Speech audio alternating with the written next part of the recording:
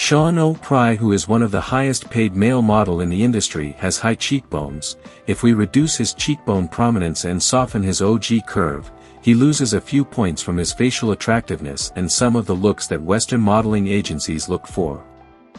Another popular model, Jordan Barrett, has highly prominent cheekbones. If we reduce his cheekbones using Photoshop, he loses some of his facial attractiveness, mainly because it affects his facial width to height ratio. However, they are still very attractive because of their other facial features, which are considered more important according to the scientific data and general people. In the modeling industry, most models have high prominent cheekbones, because high prominent cheekbones are rare and unique, and the industry loves models with unique features, whether the one with vitiligo, the one with wide and compact eyes, or the one with high prominent cheekbones. The Journal of Cosmetic Dermatology reported that the researchers found high cheekbones to be an indicator of high prominent estrogen in women. It was also reported that prominent cheekbones are a sign of youthfulness, since the cheekbones sink down and move backward with age. Both youthfulness and high estrogen levels are components men gravitate toward when looking for a partner. Going further into the science and fertility perspective, prominent cheekbones are directly linked to signs of sexual maturity. As baby faces thins out and matures over time, it is a sign that the person is capable of reproducing. This explanation works as to why high cheekbones in men are an attractive trait. A man's cheekbones become a more dominant facial trait when testosterone starts to surge around puberty. Cheekbones are wide when they are positioned laterally. Laterally positioned cheekbones increase the width of the face and the facial width to height ratio. A higher FWHR has been correlated with increased dominance, aggression, and leadership ability in men.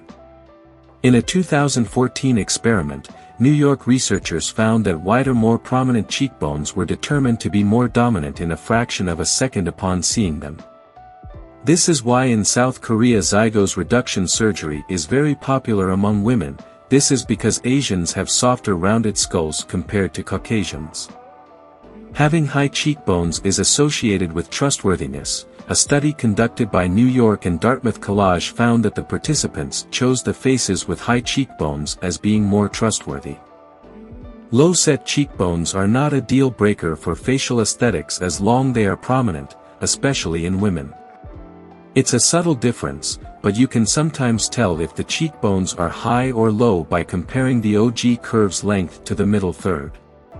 High cheekbones will have the OG curve take up more than half of the middle third. Low cheekbones will have the OG curve take up less than half of the middle third.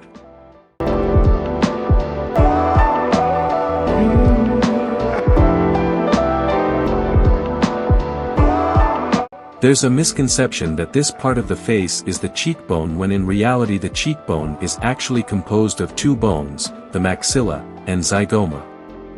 People also confuse prominent cheekbones with high, when in reality cheekbones are high when they sit right next to their eyes, and cheekbones are low when they are closer to the tip of the nose. Cheekbones must be wide or forward grown to be prominent.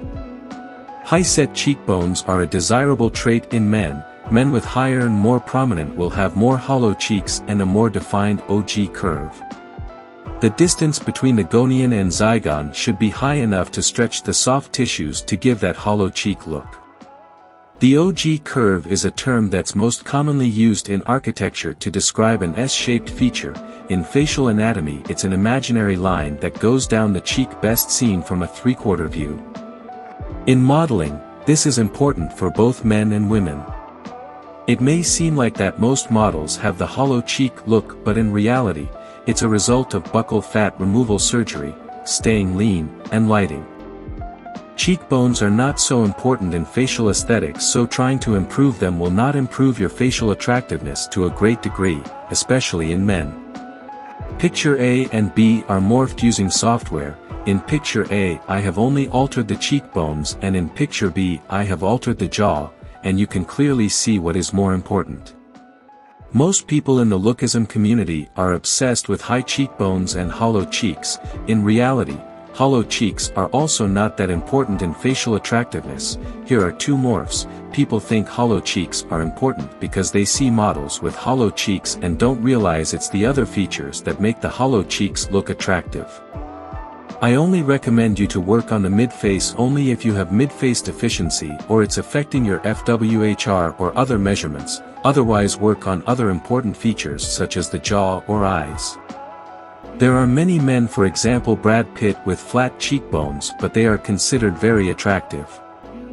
It's an important asset in modeling but not necessarily an attractive feature. A few months ago a guy came to us for surgical advice. He was looking towards the hollow cheek look because he thought it's what gonna make him attractive. We analyzed him and it turned out he didn't need any surgery, that he thought of saving a lot of money. People know which face is attractive but don't know what makes a face attractive. Before going under the knife, make sure you know that the procedure you want should improve your looks, otherwise you are wasting your time, money, and probably damaging your face. If you are looking for looksmaxing advice or want a facial analysis, you can head over to our website and order a custom report and we will be happy to help you in your looksmaxing journey.